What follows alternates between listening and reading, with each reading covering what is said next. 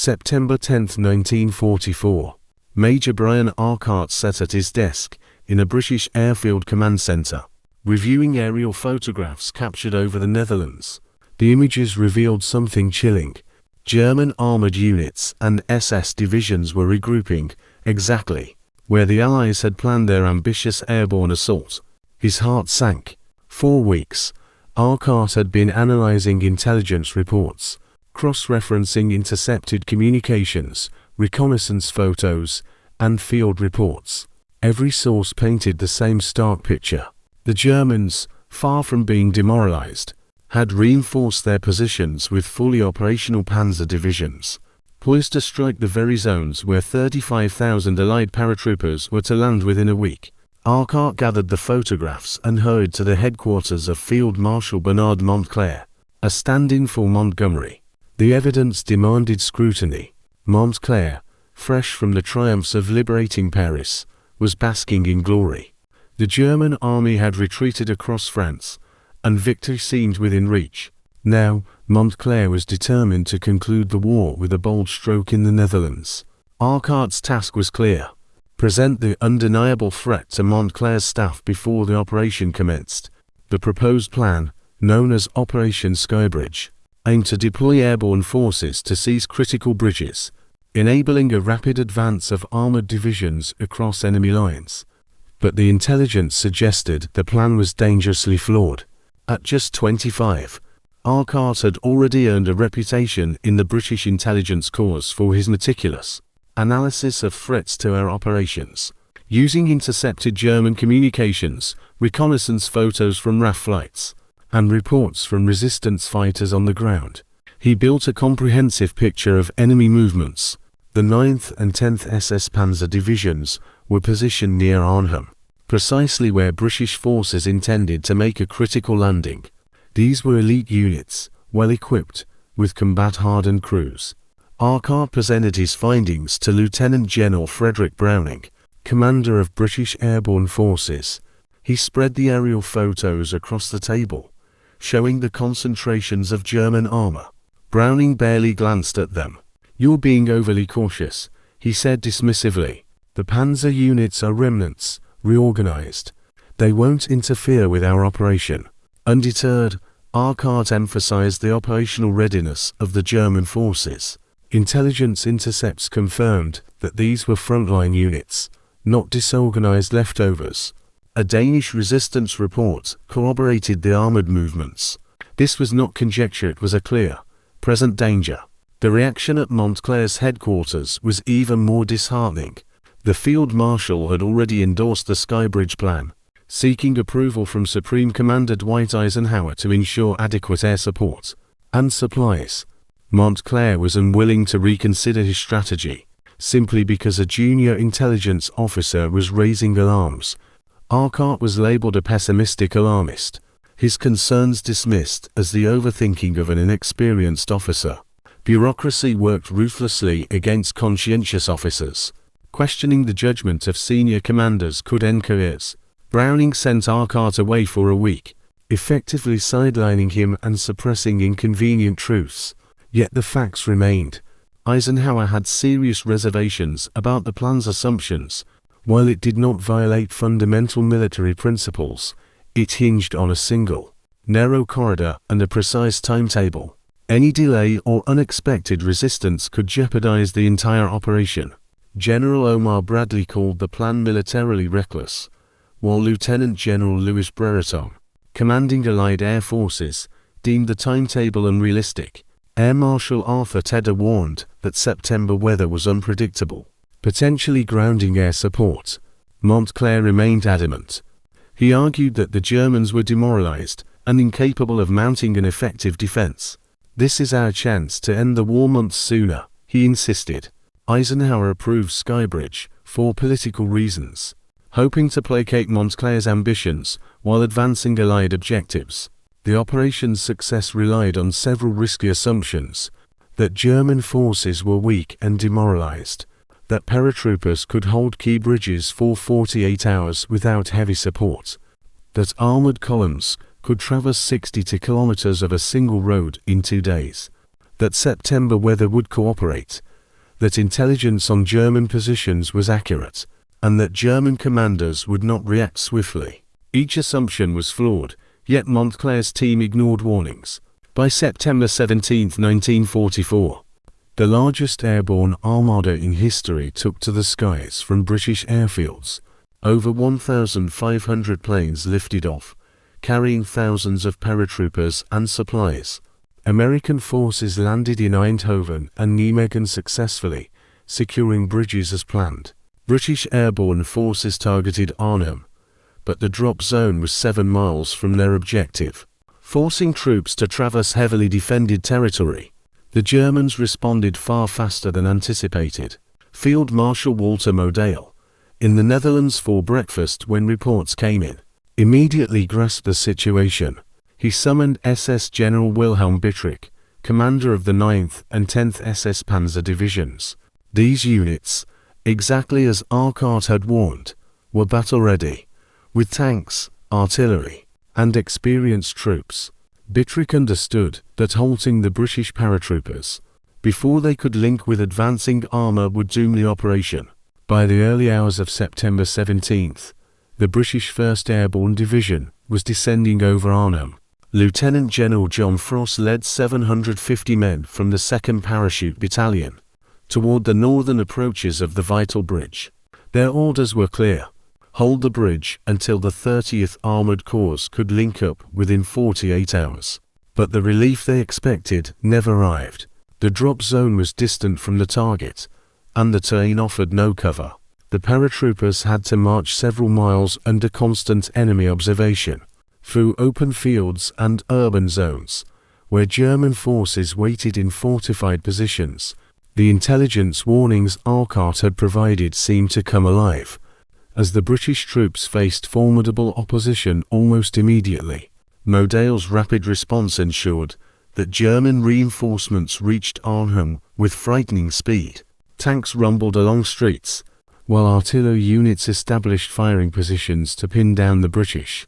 Bittrich's 9th and 10th SS Panzer Divisions maneuvered with precision, their experience and coordination making them far more effective than Montclair's planners had predicted.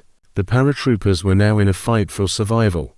Across the rest of the operation, the situation was uneven.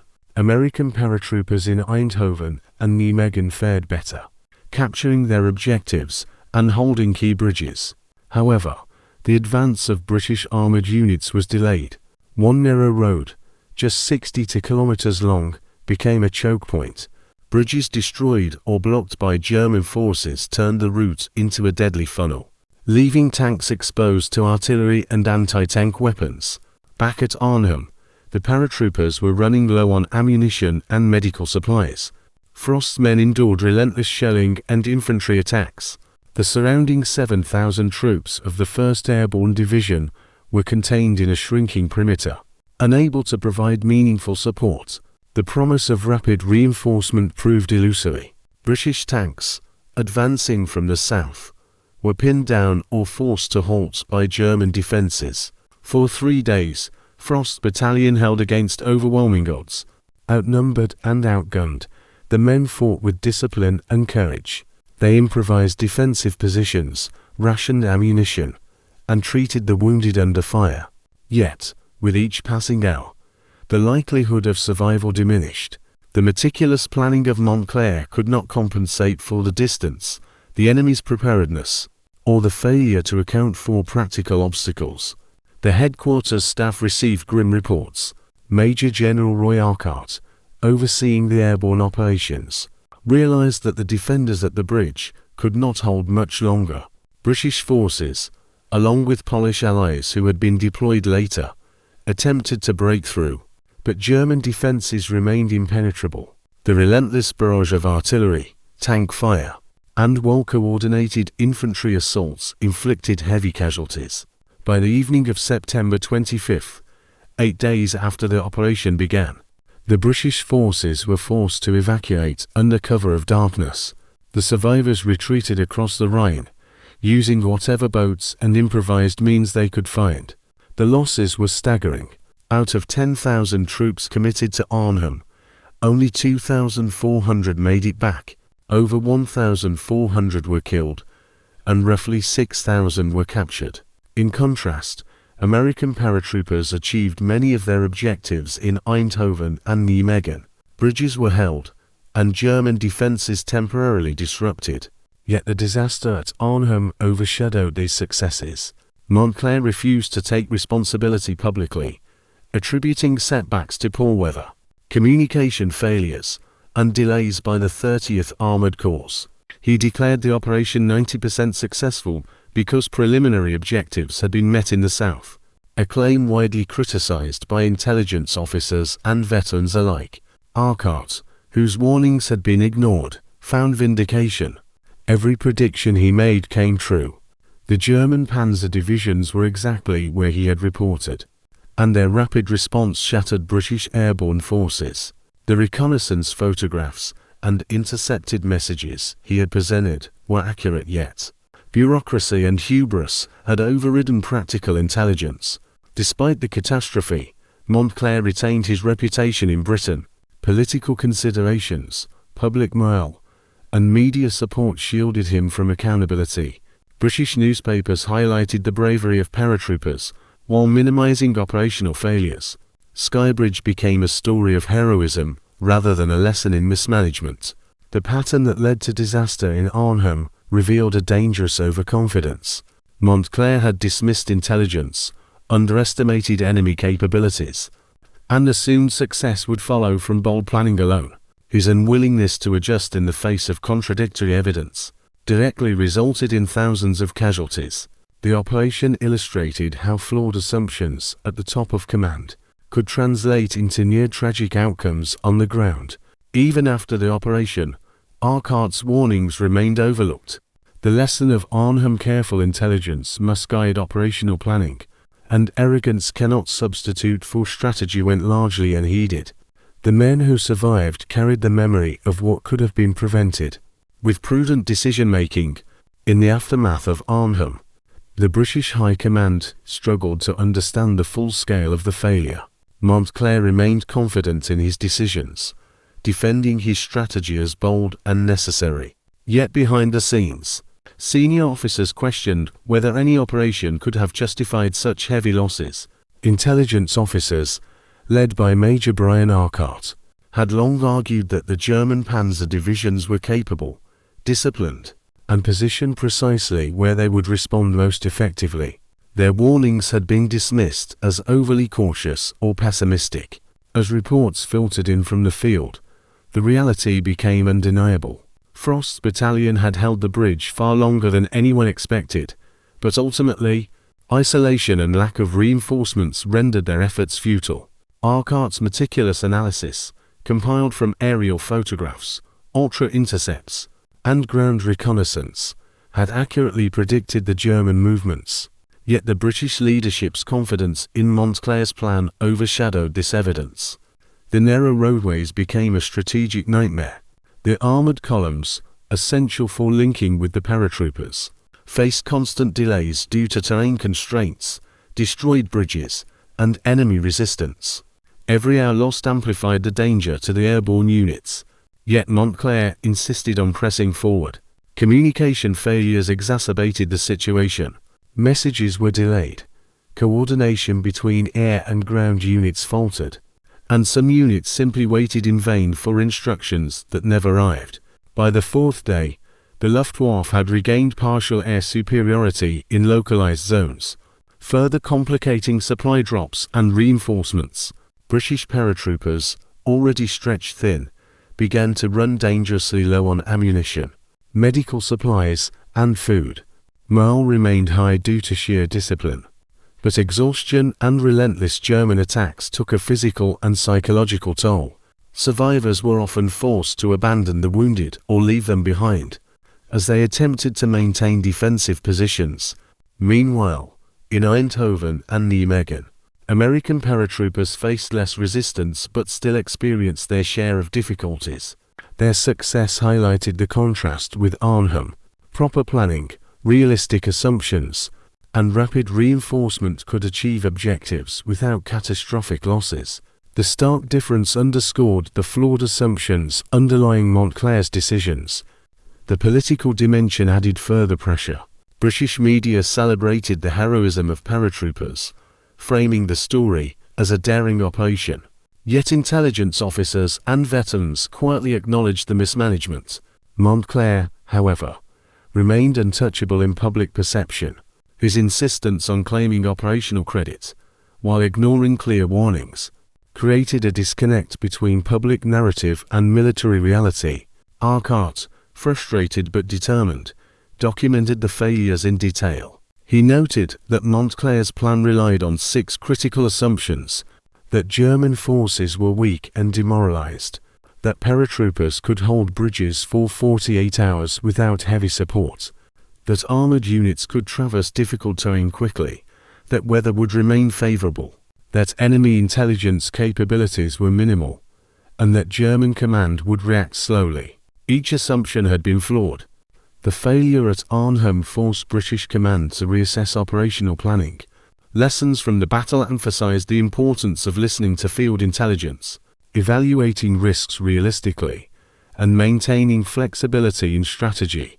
Officers who had questioned Montclair's plan were quietly vindicated, yet public and political pressures prevented full accountability.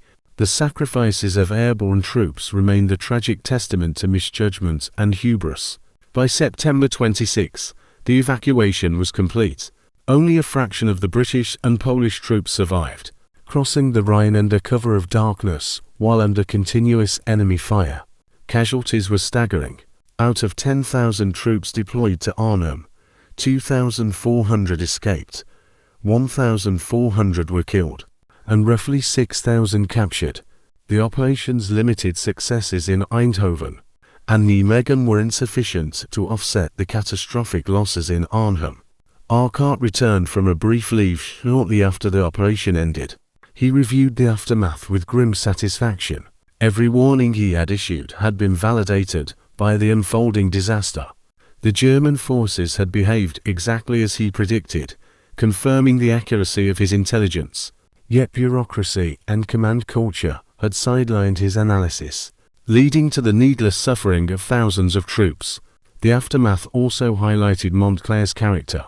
His ability to retain public acclaim, despite clear operational failures, demonstrated how perception often outweighed reality in military leadership. Montclair blamed weather, delayed communications, and minor errors for the failure, while asserting that the operation had achieved 90% of its objectives. This framing ignored the central cause: flawed assumptions and the dismissal of reliable intelligence. The psychological impact on surviving troops was profound. Many felt that their sacrifices had been rendered meaningless by poor planning and hubris. Frost's battalion, in particular, had endured 3 days of relentless combat with minimal support, exemplifying courage under impossible circumstances. Their actions, while heroic, could not change the strategic outcome. Ultimately, the Battle of Arnhem became a case study in military schools. The importance of realistic planning, the dangers of overconfidence, and the critical need for accurate intelligence analysis. The operation illustrated that even bold and meticulously executed tactics could fail catastrophically when strategic assumptions were flawed. Arcart's role was remembered by peers as a model of diligence and prudence, a stark contrast to Montclair's overconfidence and insistence on public recognition. In the weeks following Arnhem, the British command structure faced intense scrutiny from within and outside military circles. While Montclair maintained his public image as a daring and competent leader, internally, doubts were mounting. Officers who had previously challenged his judgment quietly reinforced the importance of rigorous intelligence analysis, accurate risk assessment, and contingency planning. The sacrifices at Arnhem left a permanent mark on morale, shaping how future operations would be planned and executed.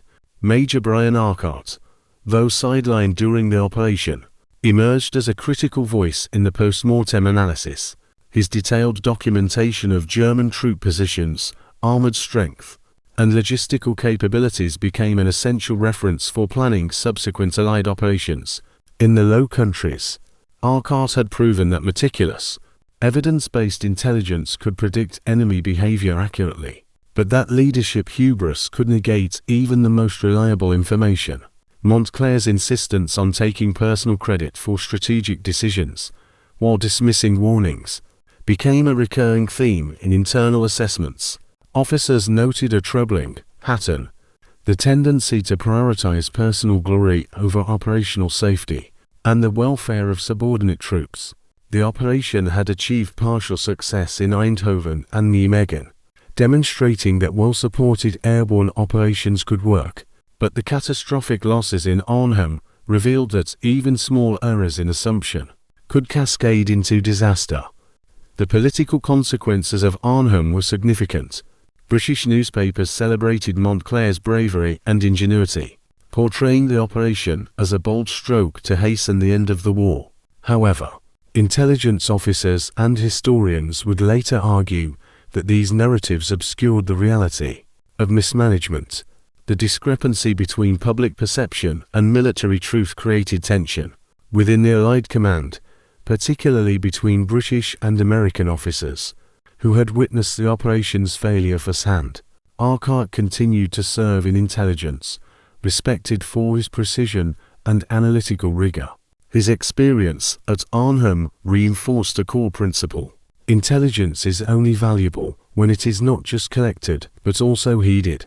Officers in the field learned to weigh evidence carefully, communicate effectively, and challenge assumptions, even when it meant opposing senior commanders. Arnhem became a cautionary tale about the dangers of overconfidence and the human cost of ignoring expertise. Montclair, meanwhile, remained influential but more cautious.